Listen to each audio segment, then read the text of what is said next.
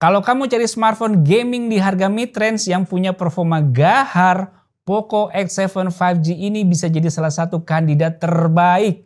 Kita udah cobain beberapa hari, ternyata hasilnya cukup menarik juga nih. Yuk langsung aja kita bahas. Let's go!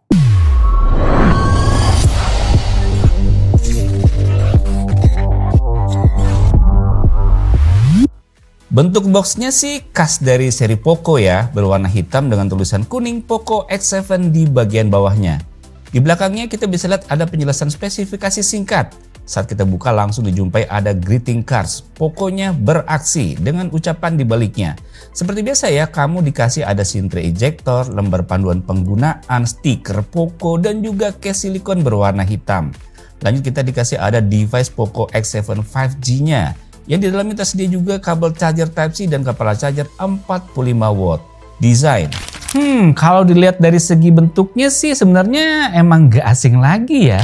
Tapi ya emang sih tetap ada kesan yang agresif dari desainnya ini. Tulisan Poco yang tegas ada di bawah ini. Sampai ke kameranya yang menonjol. Secara look sih saya suka ya. Unit yang saya pegang ini berwarna green dan ada juga varian silver yang sama-sama terlihat premium meskipun bodinya berbahan plastik. Poco tetap mempertahankan ciri khas mereka dengan branding yang menonjol di bagian belakang. Jadi tetap punya ciri khas Poco. Nah, kalau kalian perhatikan secara lebih rinci, bagian tengahnya ini punya aksen yang berbeda. Dimana seperti memiliki tekstur gerigi. Tapi jangan salah ya, tetap halus kok dipegangnya. Yang bikin menarik HP ini yang punya sertifikasi IP68 yang artinya tahan air dan debu. Jadi buat kamu yang khawatir HP kena cipratan atau kehujanan, Poco X7 5G ini udah aman. Bodinya sendiri udah melengkung di sisinya. Meskipun agak cukup tebal tapi serasa feels penggunaan masih tetap nyaman. Main game lama atau sekedar scrolling berasa megang smartphone flagship aja. Di atasnya terdapat speaker, mikrofon, dan juga infrared blaster. Di samping kanan terdapat tombol power dan volume pengeras suara. Lalu di bawahnya terdapat speaker, port Type-C, mikrofon, dan juga SIM tray dengan tipe sandwich dual nano SIM. Gak ada slot micro SD card di sini. Layar. Di bagian depan kita langsung melihat layar dengan panel AMOLED 6,67 inch beresolusi 2712 x 1220 pixel. Layarnya melengkung alias curve, jadi terasa lebih premium dan enak digenggam. Menggunakan lapisan Corning Gorilla Glass Victus 2 di sini, yang bikin layarnya lebih tahan terhadap goresan dan benturan yang ringan. Oke, desain dan boot quality-nya udah mantap. Sekarang gimana performa layarnya? Poco X7 5G membawa layar dengan refresh rate 120Hz dan touch sampling rate hingga 2560Hz. Yang bikin scrolling jadi super smooth dan responsivitas layar lebih baik, terutama saat main game nih. Pada saat melakukan pengujian kecerahan, layar ini memiliki tingkat kecerahan normal di kisaran 500 hingga 600 nits. Ini cukup terang untuk pemakaian indoor. Tapi kalau di luar ruangan dengan sinar matahari langsung, kamu mungkin perlu meningkatkan brightness ke maksimumnya ya, dimana peak brightness-nya bisa mencapai 3000 nits. Dan saya coba pun masih terlihat jelas di bawah sinar matahari. Buat urusan color gamut hasilnya juga sangat baik loh. Kita bisa set ke 3 mode, ada vivid, saturated, dan standar.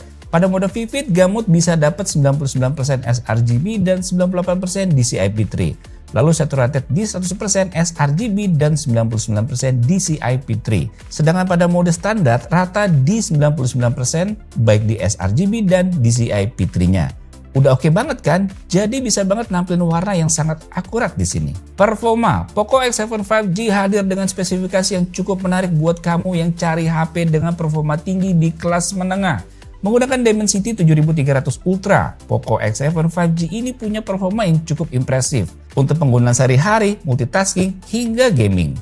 Saya sih ambilnya yang varian RAM 12GB dengan storage-nya 512GB. RAM-nya menggunakan LPDDR4X dan ROM-nya UFS 2.2. Performa secara keseluruhan cukup solid. Oh ya, udah menggunakan Xiaomi HyperOS juga ya, jadi lebih suka nih ngelihatnya. Saya udah melakukan beberapa tes benchmark dan hasilnya cukup mengesankan. AnTuTu benchmark kita bisa dapetin di angka 643.000. 3D Mark benchmarknya untuk wildlife-nya di 3138 dengan stabilitas 98,6%.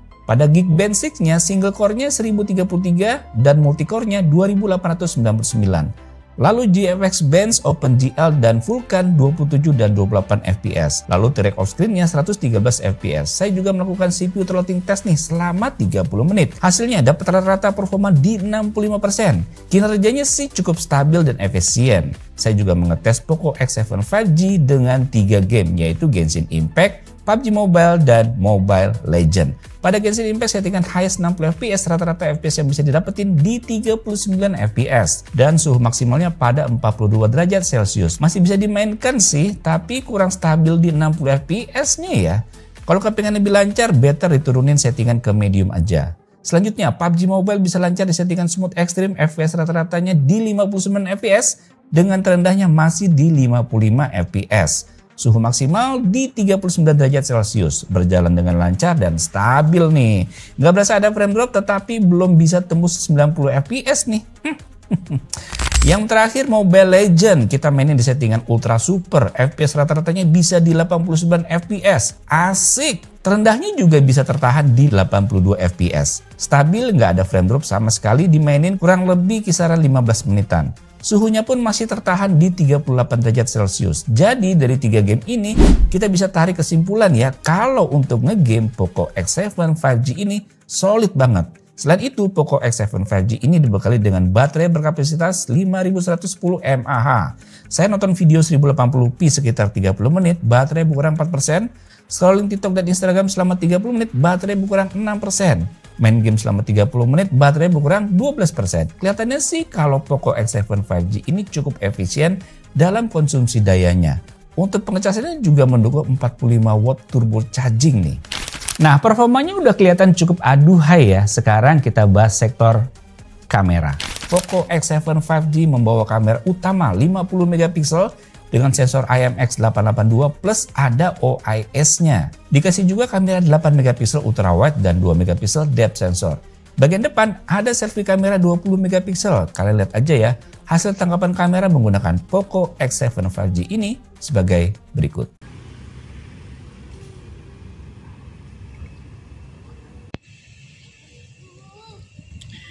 Guys, ini saya ngerekam pakai kamera belakang dari Poco X7 5G. Formatnya Full HD 30 fps. Dan ini saya sambil jalan guys, di sebuah taman di siang hari. Dan oh, nggak ada lensa ultrawide-nya ya kalau lagi ngerekord begini ya. Kita coba lihat ke sana. Kita coba zoom. Set. Oke, terus sampai mentok 6 kali aja doang. Back to lensa normal 1 kali. Oke. Ini tidak ada lensa ultrawide ya. Coba kalau kita matiin dulu ya. Jebret. Oh, ada lensa ultrawide tapi harus dimatiin dulu saat ngerekord. Nah, ini dia lensa ultrawide-nya. Bagus tuh guys, HDR-nya lihat ya. Awannya jelas kelihatan, nggak putih gitu, nggak putih over. Tuh. Mantap ini guys. Jebret ya, kembali ke lensa normal tapi ini resolusinya Full HD 60 fps. Kalau kita lihat detail dari gambarnya, lihat nih daun-daunannya. Oke. Menarik ya. Kita coba sambil lari yuk. Hop. Iya. Gitu guys. Gimana, smooth nggak? Nih guys, detailnya lihat guys. Jebret ke 4K 30 fps nih guys. Jadi dia mentok di 4K 30 fps aja. Ada 24 fps tapi ini langsung ke 30 fps aja. Smooth ya kalau saya lihat ya. Ada daun-daun. Nah, ini kamera depan dari Poco X7 5G, formatnya Full HD 30 fps. Kalau kita lihat di sini bagus ya. Wajah saya jelas, di belakang-belakang saya juga jelas. Di langitnya bagaimana langitnya? Iya, seperti itu guys. Warnanya oke ya. Jebret ke Full HD 60 fps, mentoknya di Full HD 60 fps, nggak bisa 4K kamera depan. Oke.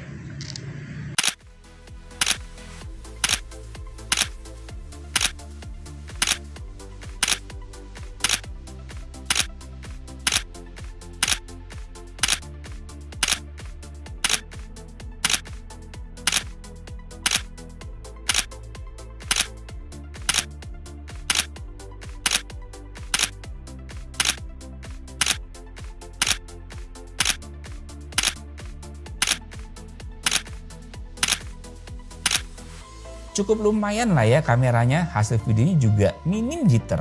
Jadi oke lah buat posting-posting di sosmed. Selain itu, Poco X7 5G udah dilengkapi Google Gemini AI yang bisa diakses hanya dengan menahan tombol power selama 1 detik. Ada juga fitur AI Erase Pro dan AI Expansion yang memudahkan kita buat edit foto langsung dari galeri. Kesimpulan, layar dan performanya sih cukup mumpuni nih buat kebutuhan sehari-hari. Untuk gamer yang butuh device dengan refresh rate tinggi, touch sampling rate cepat, dan performa stabil, Poco X7 5G adalah pilihan yang layak dipertimbangkan. Meskipun begitu, buat dipakai game yang grafis tinggi seperti Genshin Impact mungkin agak kesusahan ya. Atau di beberapa orang RAM LPDDR4X masih terasa kurang. Tapi ya di kelas ini udah oke banget loh.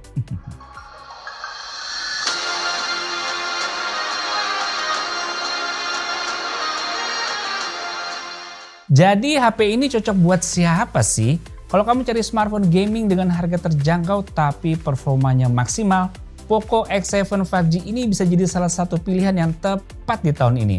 Meskipun di beberapa sektor seperti kamera yang menurut saya bisa ditingkatin lagi ya. 50 megapiksel sih udah cukup, tapi kalau bisa 200 megapiksel ya kenapa enggak? Tapi soal urusan gaming, HP ini jempolan. Jadi nggak ada alasan nih kamu kalau nggak meminang si Poco X7 5G ini. Terjangkau banget kan di kelasnya? So langsung aja klik link yang ada udah saya taruh di kolom deskripsi video di bawah ini. Oke guys, demikian video mengenai Poco X7 5G ini. Semoga bisa menambah wawasan kalian. Sampai jumpa di video selanjutnya. Bye.